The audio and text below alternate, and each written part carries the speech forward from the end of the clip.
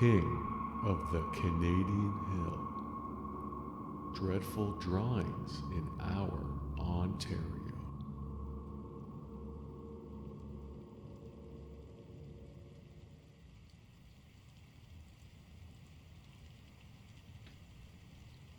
One school day, a boy named Tom was sitting in class and doing math.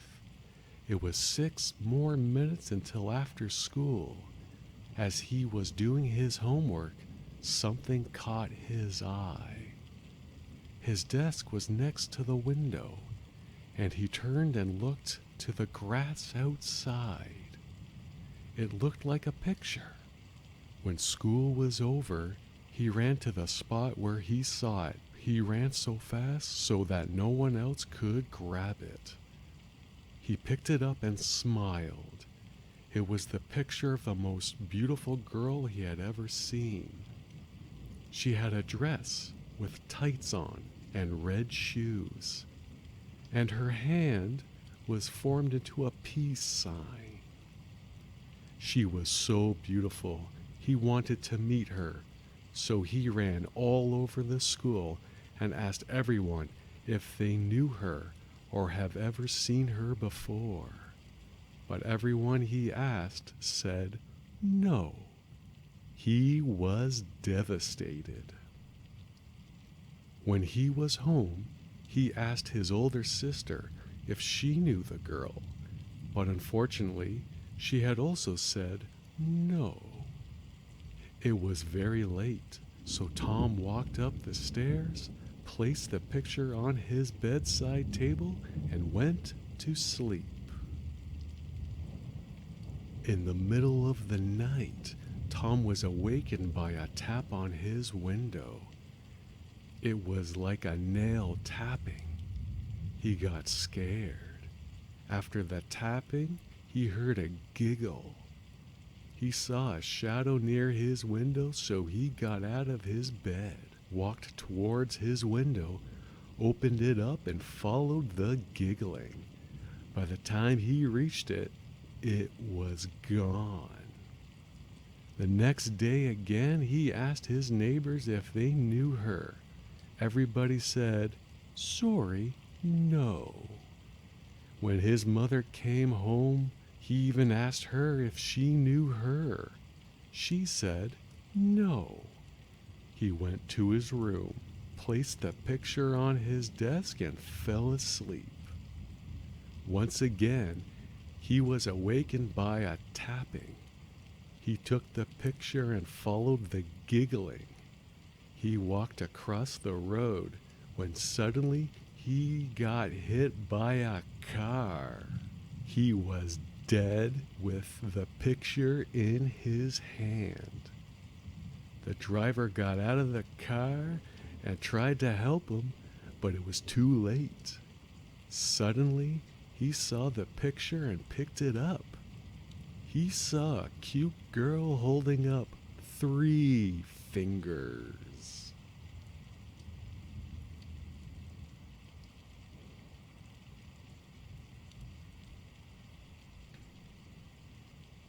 So-and-so's friend, a girl in her teens, is babysitting for a family in Newport Beach, California. The family is wealthy and has a very large house.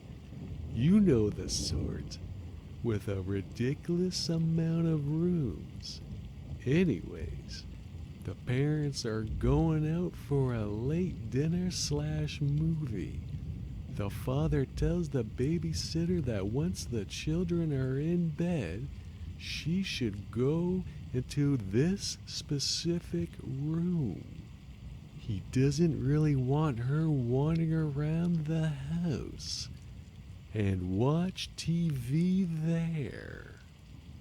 The parents take off, and soon she gets the kids into bed and goes to the room to watch TV. She tries watching TV, but she is distracted by a clown statue in the corner of the room. She tries to ignore it for as long as possible, but it starts freaking her out so much that she can't handle it. She resorts to calling the father and asks, Hey, the kids are in bed, but is it okay if I switch rooms? This clown statue is really creeping me out.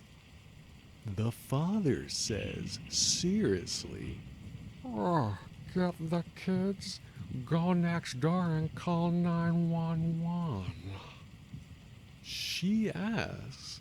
What's going on? He responds, "Just go next door, and once you call the police, call me back." She gets the kids, goes next door, and calls the police. When the police are on their way, she calls the father back and asks, So, really, what's going on? He responds, "Oh, we don't have a clown statue." He then further explains that the children have been complaining about a clown watching them as they sleep. He and his wife had just blown it off, assuming that they were having nightmares. The police arrive and apprehend the clown, who turns out to be a midget. A midget clown. I guess he was some homeless person dressed as a clown who somehow got into the house and had been living there for several weeks. He would come into the kids' rooms at nights and watch them while they slept. As the house was so large, he was able to avoid detection, surviving off their food, etc.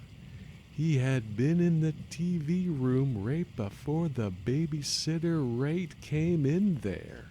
When she entered, he didn't have enough time to hide, so he just froze in place and pretended to be a statue.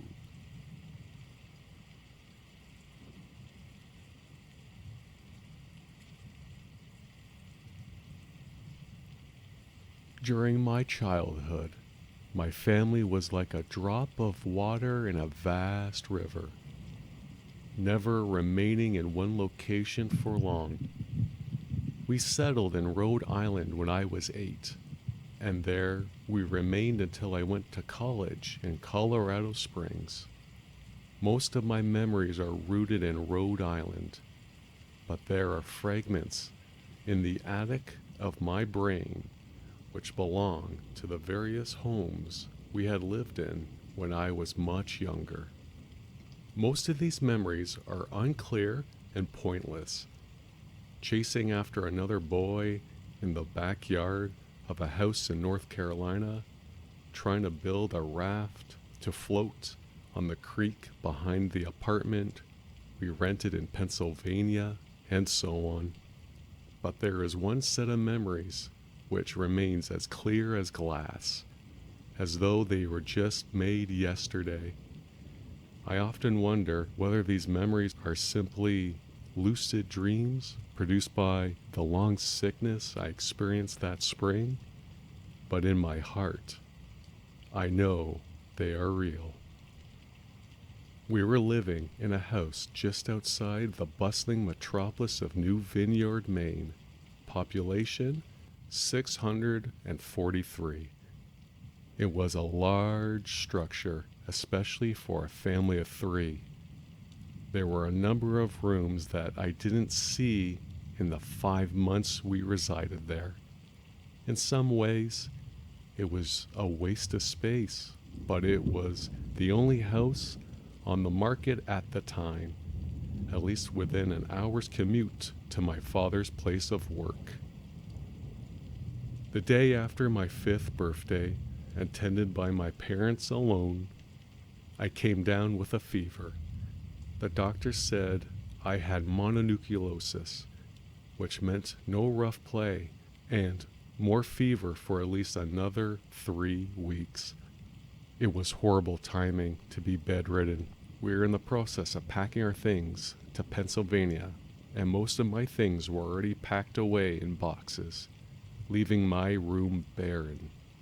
My mother brought me ginger ale and books several times a day, and these served the function of being my primary form of entertainment for the next few weeks.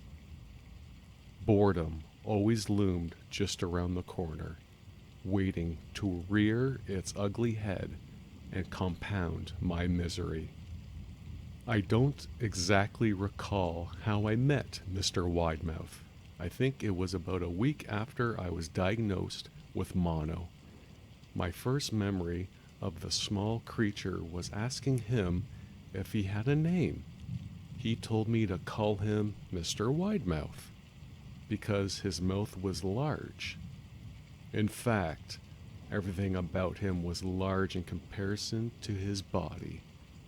His head, his eyes, his crooked ears, but his mouth was by far the largest. You look kinda like a Furby. I said as he flipped through one of my books. Mr. Widemouth stopped and gave me a puzzled look. Furby? What's a Furby? He asked. I shrugged. You know, it's a toy. Little robot with big ears. You pet and feed them, almost like a real pet. Oh, Mr. Widemouth resumed his activity. you don't need one of those. They aren't the same as having a real friend. I remember Mr. Widemouth disappearing every time my mother stopped by to check in on me. I lay under your bed. He later explained. I don't want your parents to see me because I'm afraid they won't let us play anymore. We didn't do much during those first few days.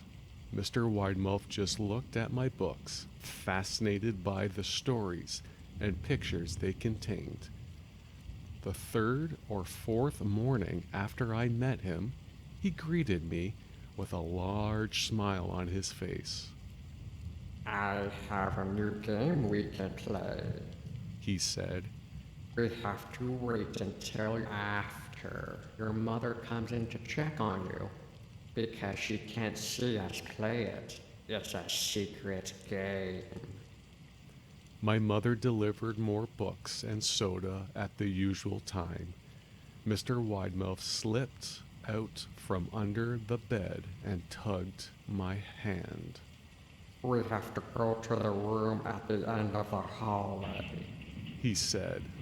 I objected at first, as my parents had forbidden me to leave my bed without their permission. But Mr. Widemouth persisted until I gave in. The room in question had no furniture or wallpaper. Its only distinguishing feature was a window opposite the doorway. Mr. Widemouth darted across the room and gave the window a firm push, flipping it open.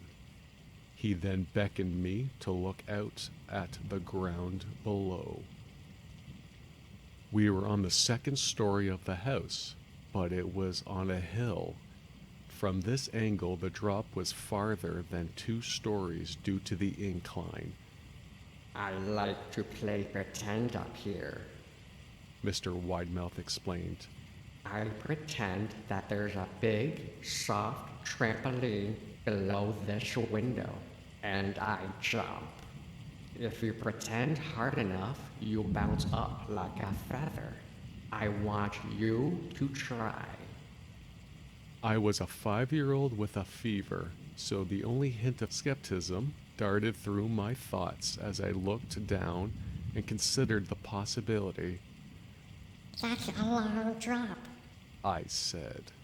But that's all part of the fun. It wouldn't be fun if it was only a short drop. If it were that way, you may as well just bounce on a real trampoline. I toyed with the idea, picturing myself falling through the air only to bounce back to the window on something unseen from human eyes. But the realist in me prevailed. Maybe some other time. I said. I don't know if I have enough imagination. I could get hurt. Mr. Widemouth's face contorted into a snarl, but only for a moment. Anger gave way to disappointment. If you say so, He said.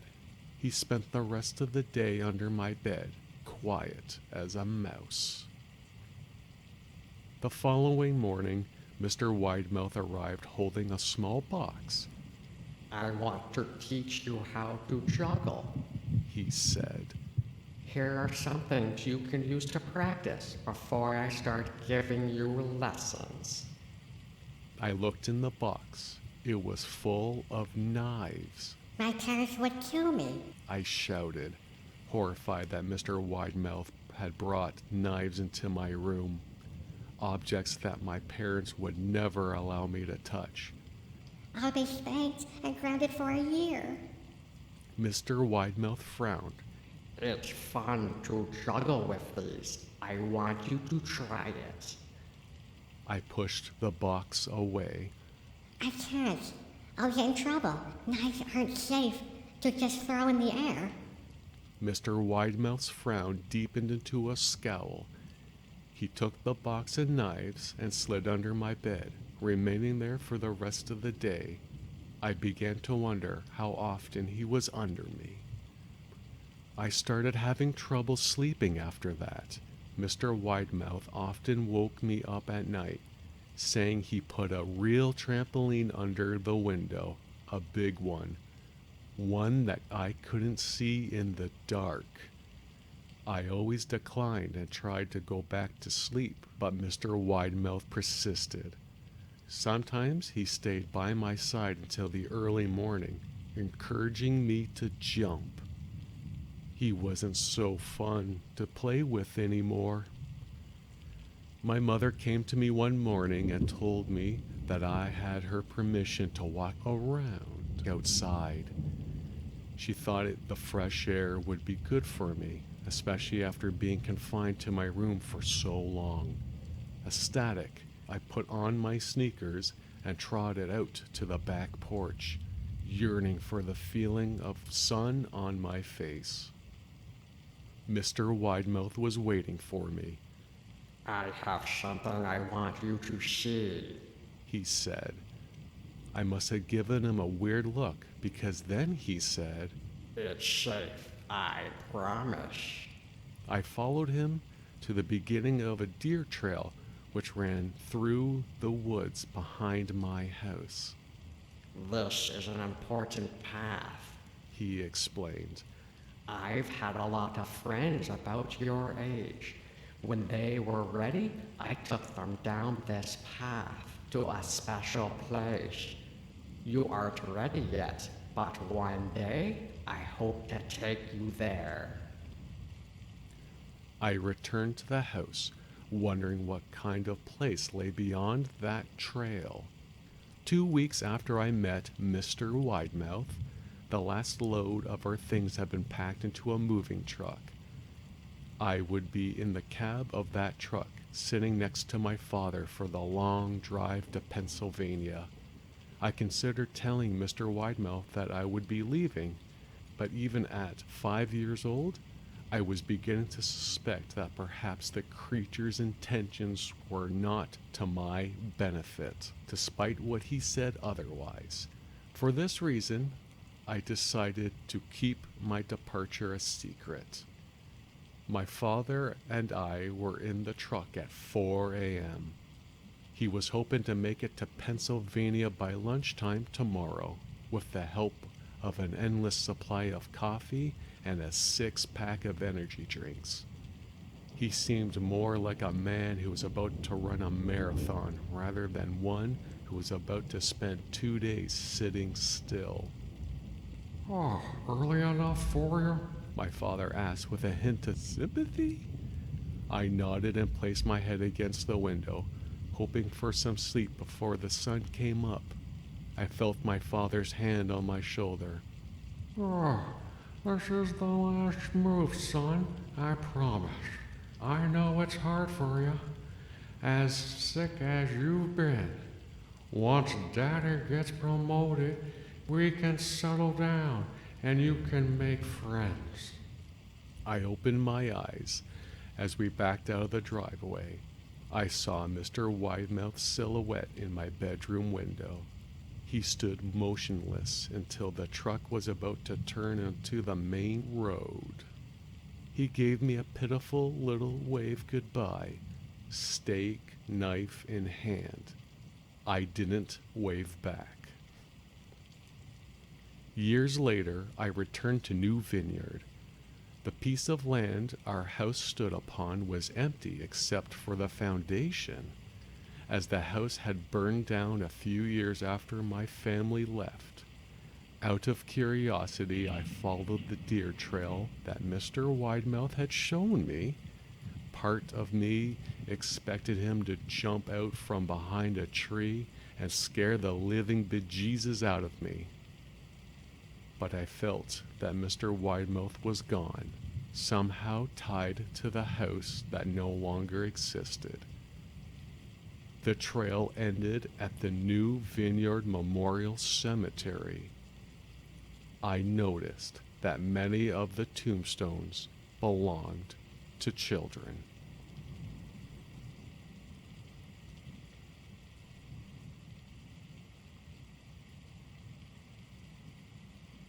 Excerpt from a local newspaper.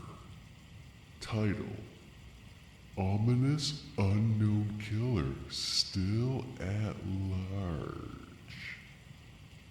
After weeks of unexplained murders, the ominous unknown killer is still on the rise.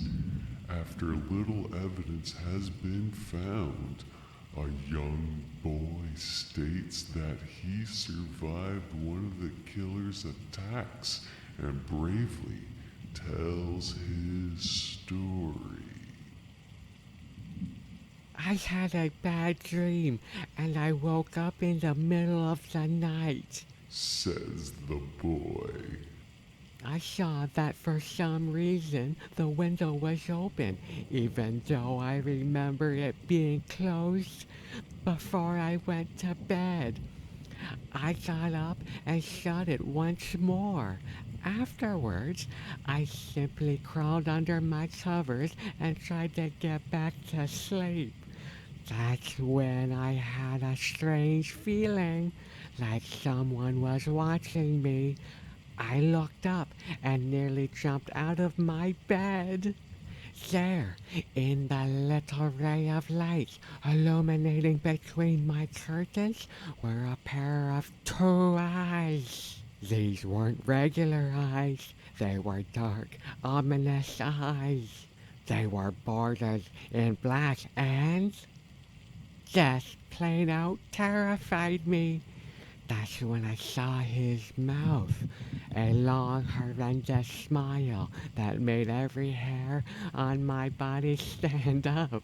The figure stood there, watching me. Finally, after what seemed like forever, he said it, a simple phrase, but said it in a way only a madman could speak.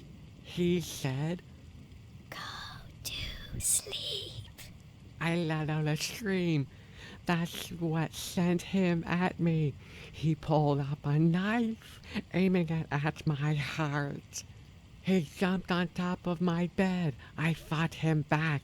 I kicked, I punched, I rolled around, trying to knock him off me. That's when my dad busted in. The man threw the knife. It went through my dad's shoulder. The man probably would have finished him off if one of the neighbors hadn't alerted the police. They drove into the parking lot and ran towards the door. The man turned and ran down the hallway.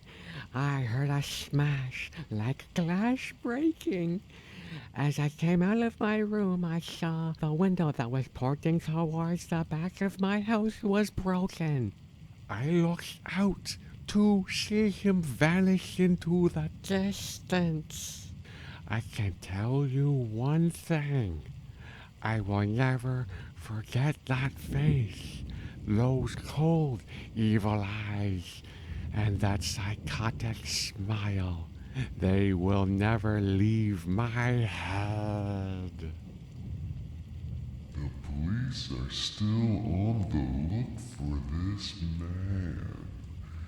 If you see anyone that fits the description in this story, please contact your local police departments.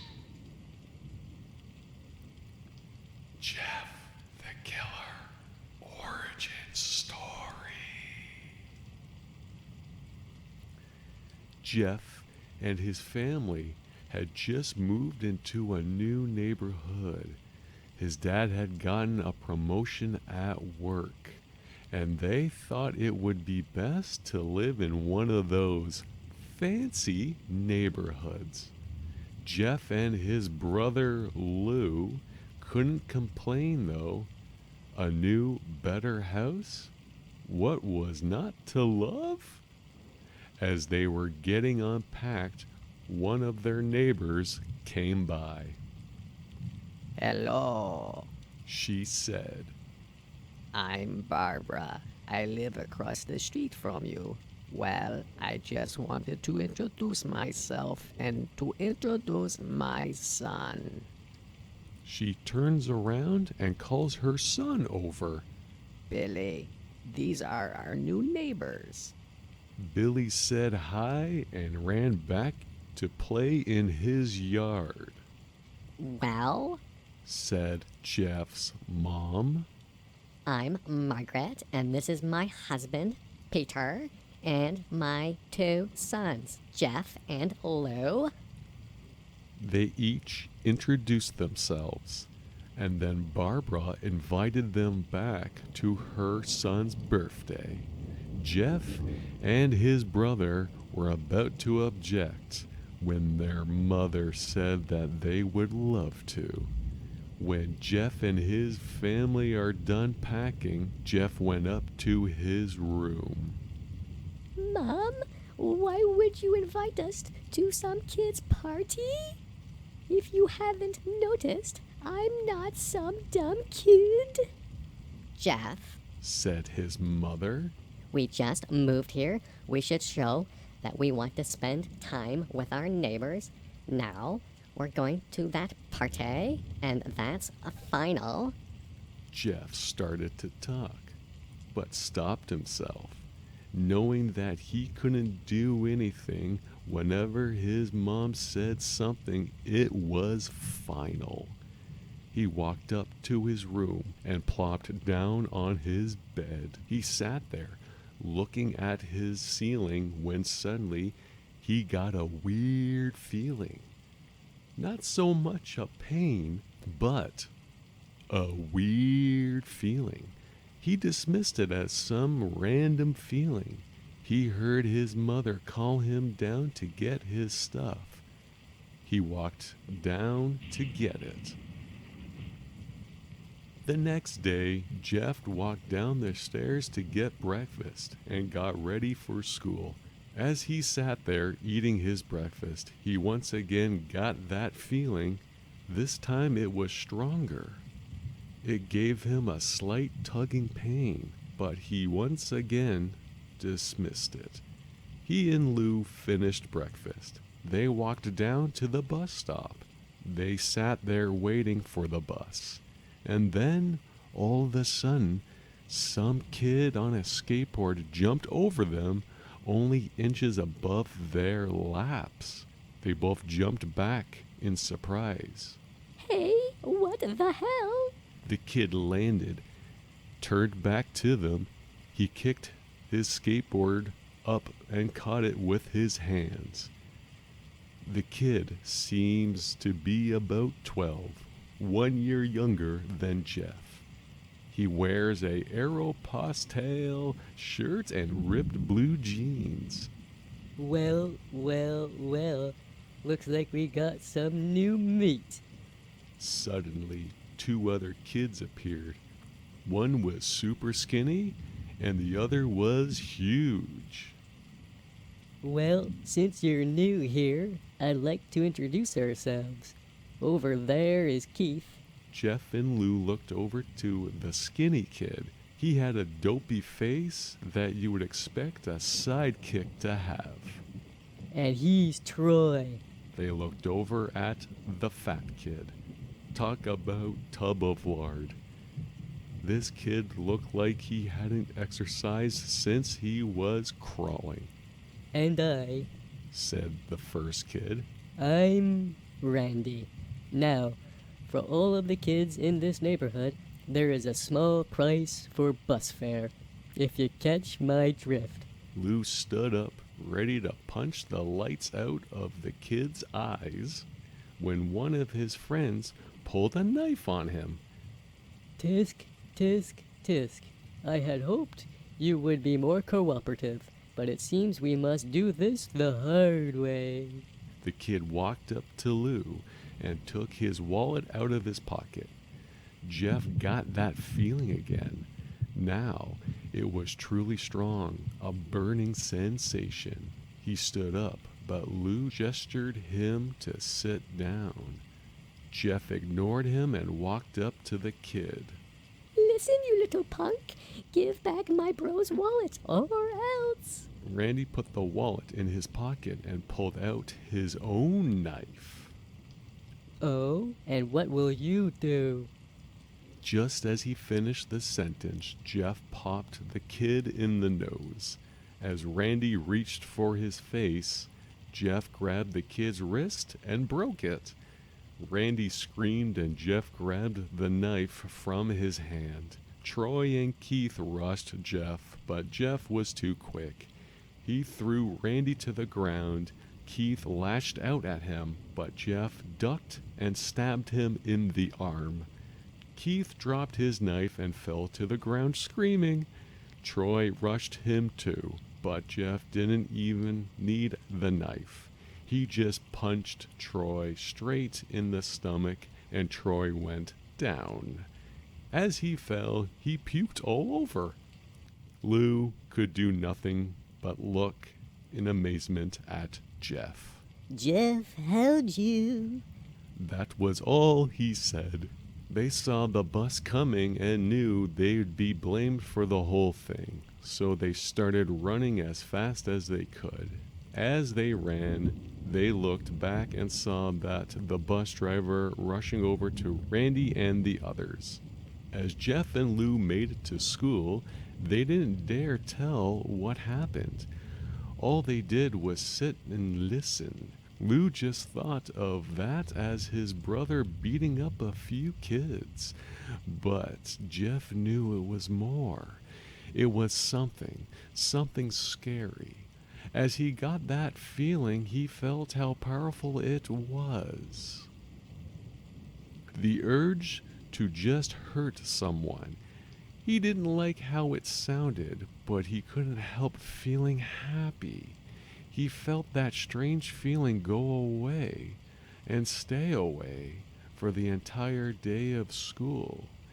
Even as he walked home due to the whole thing near the bus stop and how he probably wouldn't be taking the bus anymore, he felt happy. When he got home, his parents asked him how his day was, and he said in a somewhat ominous voice, It was a wonderful day. The next morning, he heard a knock at his front door. He walked down to find 2 police officers at the door, his mother looking back at him with an angry look. Jeff, these officers tell me you attacked 3 kids. That wasn't regular fighting, and that they were stabbed. Stabbed, son? Jeff's gaze fell to the floor, showing his mother that it was true. Mom, they were the ones who pulled the knives on me and Lou. Son, said one of the cops. "We found 3 kids, 2 stabbed, one having a bruise on his stomach, and we have witnesses proving that you fled the scene. Now, what does that tell us?" Jeff knew it was no use. He could say, "Him and Lou have been attacked," but there was no proof of it. But then there was no proof it was not them who attacked first. They couldn't say that they weren't fleeing because, truth be told, they were. So Jeff couldn't defend himself or Lou. Son, calm down your brother. Jeff couldn't do it, since it was him who beat up all the kids. Sir, it was me.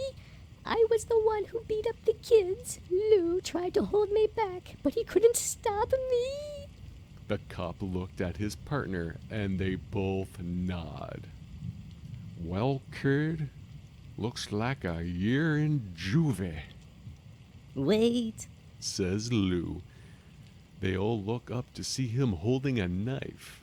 The officers pulled their guns and locked them on Lou. It was me. I beat up those little punks. I have marks to prove it. He lifted up his sleeves to reveal cuts and bruises, as if he was in a struggle. "Son, just put the knife down," said the officer. Lou held up the knife and dropped it to the ground.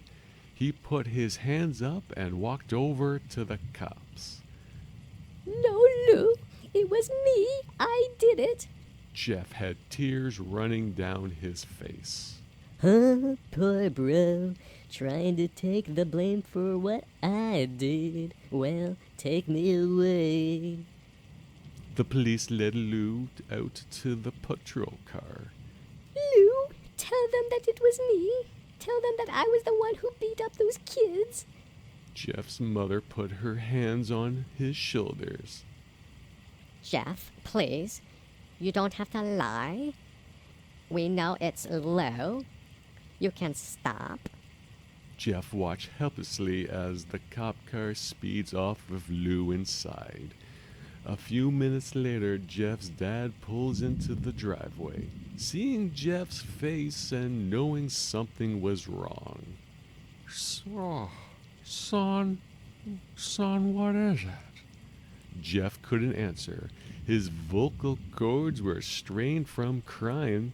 Instead, Jeff's mother walked his father inside to break the bad news to him as Jeff wept in the driveway. After an hour or so, Jeff walked back into the house, seeing that his parents were both shocked, sad, and disappointed. He couldn't look at them. He couldn't see how they thought of Lou when it was his fault. He just went to sleep, trying to get the whole thing off his mind. 2 days went by with no word from Lou at GDC. No friends to hang out with, nothing but sadness and guilt. That is until Saturday, when Jeff is woke up by his mother with a happy, sunshiny face. Jeff, today's the day. She said as she opened up the curtains and let light flood into his room. What? What's today? Asked Jeff as he stirs awake. Why, it's Billy's party. He was now fully awake. Mom, you're joking, right? You don't expect me to go to some kid's party after? There was a long pause. Jeff, we both know what happened. I think this party could be the thing that brings up the past days. Now, get dressed. Jeff's mother walked out of the room and downstairs to get ready herself. He fought himself to get up. He picked out a random shirt and pair of jeans and walked downstairs. He saw his mother and father all dressed up, his mother in a dress and his father in a suit. He thought, why would they ever wear such fancy clothes to a kid's party? Son, is that all you're going to wear? Said Jeff's mom. Better than wearing too much? He said. His mother pushed down the feeling to yell at him and hid it with a smile. Now, Jeff, we may be overdressed, but this is how you go if you want to make an impression, said his father. Jeff grunted and went back up to his room. I don't have fancy clothes. He yelled downstairs. Just pick out something, cried his mother. He looked around in his closet for what he could call fancy. He found a pair of black dress pants he had for special occasions and an undershirt. He couldn't find a shirt to go with it, though. He looked around. He found only striped and patterned shirts, none of which go with dress pants. Finally, he found a white hoodie and put it on. You're wearing that? You're wearing that? They both said. His mother looked at her watch. Oh, no time to change, we just go. She said as she herded Jeff and his father out the door. They crossed the street over to Barbara and Billy's house. They knocked on the door, and it appeared that Barbara, just like his parents, way overdressed. As they walked inside, all Jeff could see were adults, no kids. The kids are in the yard, Jeff. How about you go and meet some of them? Said Barbara. Jeff walked outside to the yard full of kids. They were running around in weird cowboy costumes and shooting each other with plastic guns. He might as well been standing in Toys R Us. Suddenly, a kid came up to him and handed him a toy gun and hat. Hey, wanna play? He said. No, kid. I'm way too old for this stuff. The kid looked at him with a weird puppy dog face. Please? Said the kid. Fine. Said Jeff. He put on the hat and started to pretend to shoot the kids. At first he thought it was totally ridiculous, but then he started to actually have fun. It might have not been super cool, but it was the first time he had done something that took his mind off of Lou. So he played with the kids for a while until he heard a noise. A weird rolling noise. Then it hit him. Randy, Troy, and Keith all jumped over the fence on their skateboards. Jeff dropped the fake gun and ripped off the hat. Randy looked at Jeff with a burning hatred. Hello, Jeff, is it? He said. We have some unfinished business. Jeff saw his bruised nose. I think we're even. I beat the crap out of you, and you get my brother sent to JCD.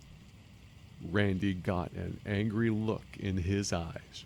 Oh no, I don't go for even, I go for winning. You may have kicked our asses that one day, but not today. As he said that, Randy rushed at Jeff. They both fell to the ground. Randy punched Jeff in the nose, and Jeff grabbed him by the ears and headbutted him. Jeff pushed Randy off of him, and they both rose to their feet. Kids were screaming and parents were running out of the house. Troy and Keith both pulled guns out of their pockets. No one interrupts or guts will fly. They said. Randy pulled a knife on Jeff and stabbed him in his shoulder. Jeff screamed and fell to his knees. Randy started kicking him in the face.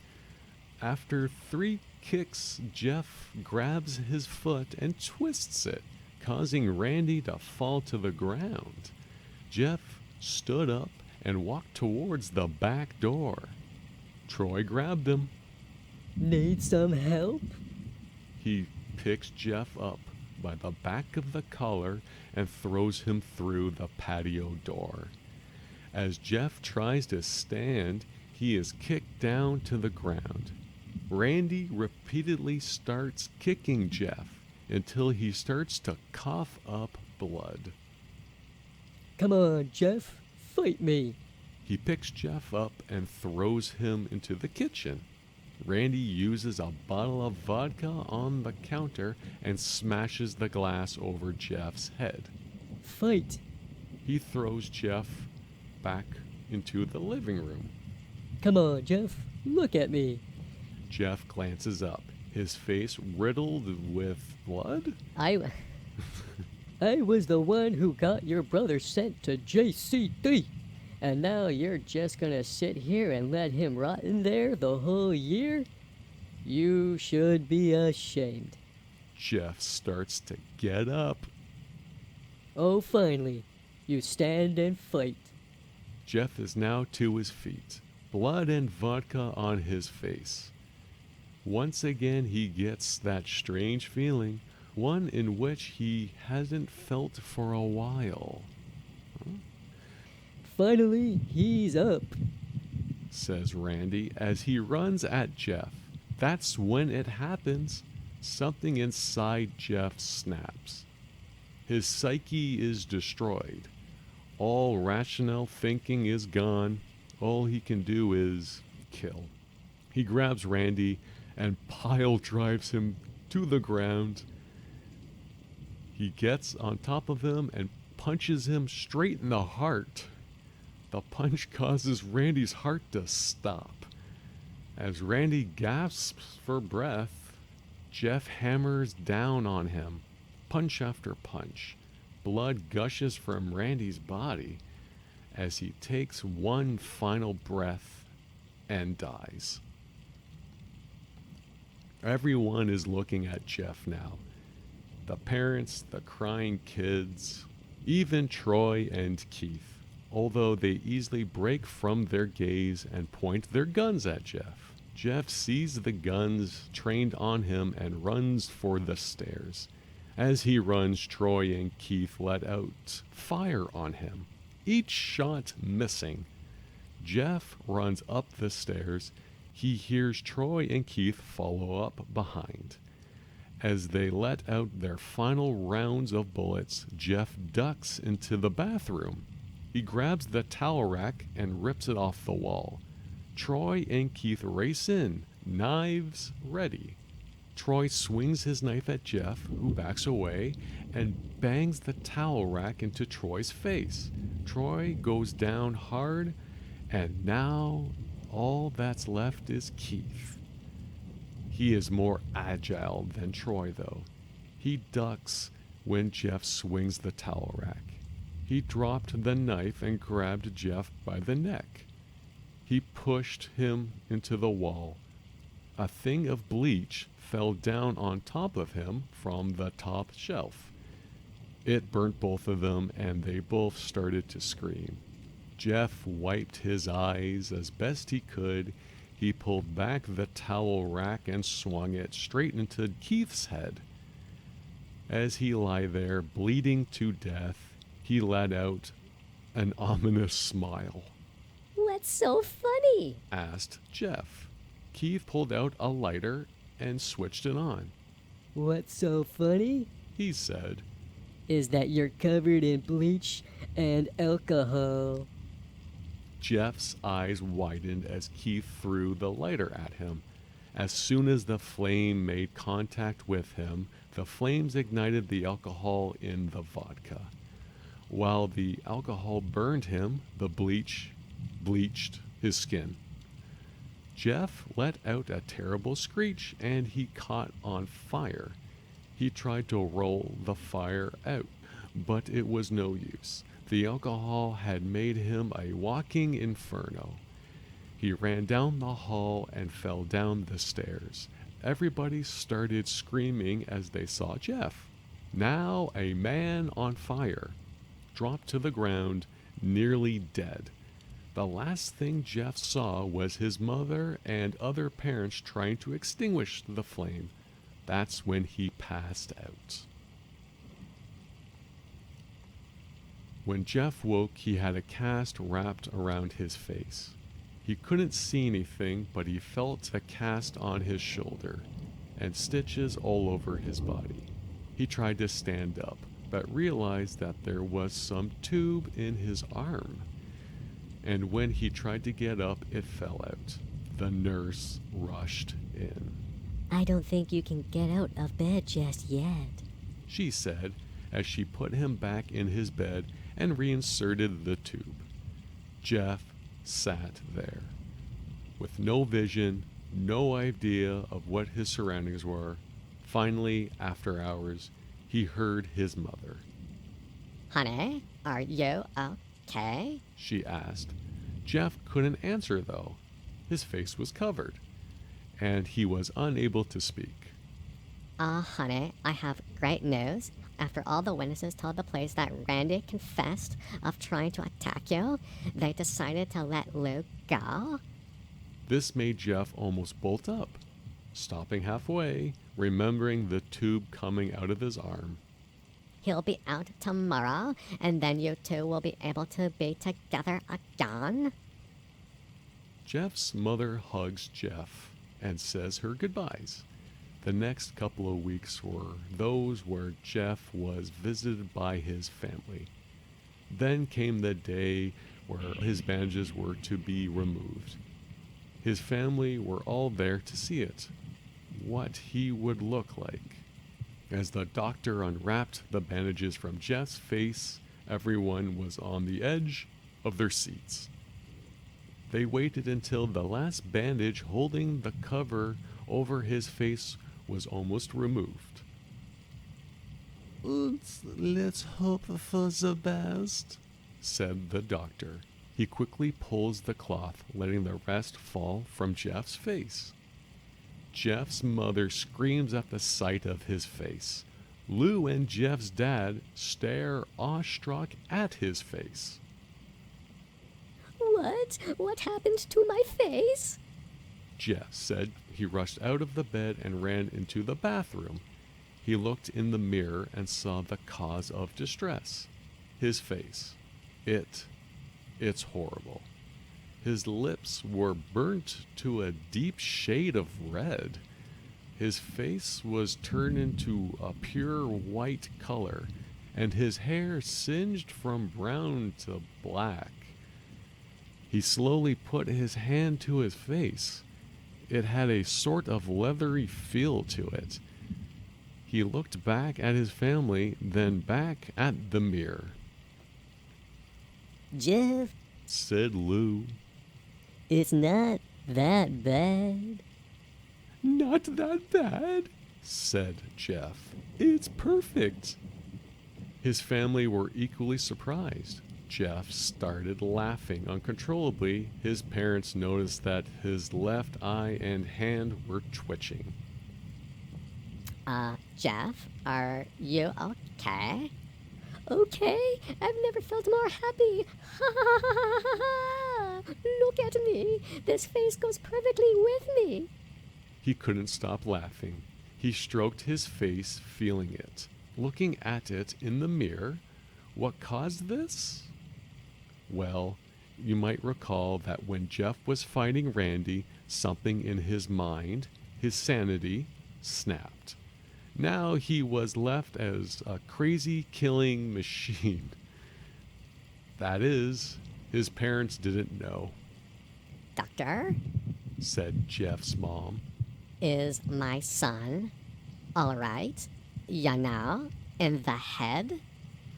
Onstia, this behavior is typical for patients that have taken very large amounts of painkillers.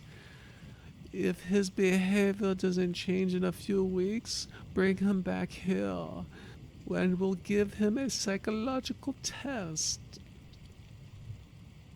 Oh, thank you, doctor. Jeff's mother went over to Jeff. Jeff, sweetie, it's time to go.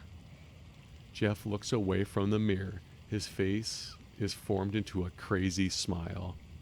Okay, mommy.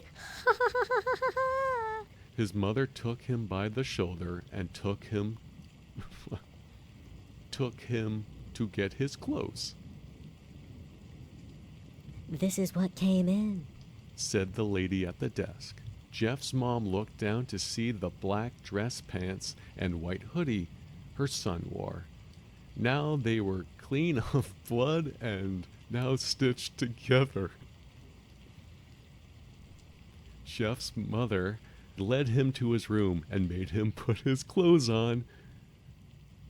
Then they left, not knowing that this was their final day of life. Later that night, Jeff's mother woke to a sound coming from the bathroom.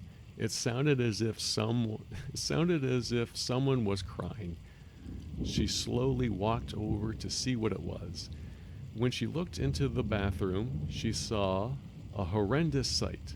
Jeff had taken a knife and carved a smile into his cheeks. Jeff, what are you doing? Asked his mother. Jeff looked over to his mother. I couldn't keep smiling, mommy.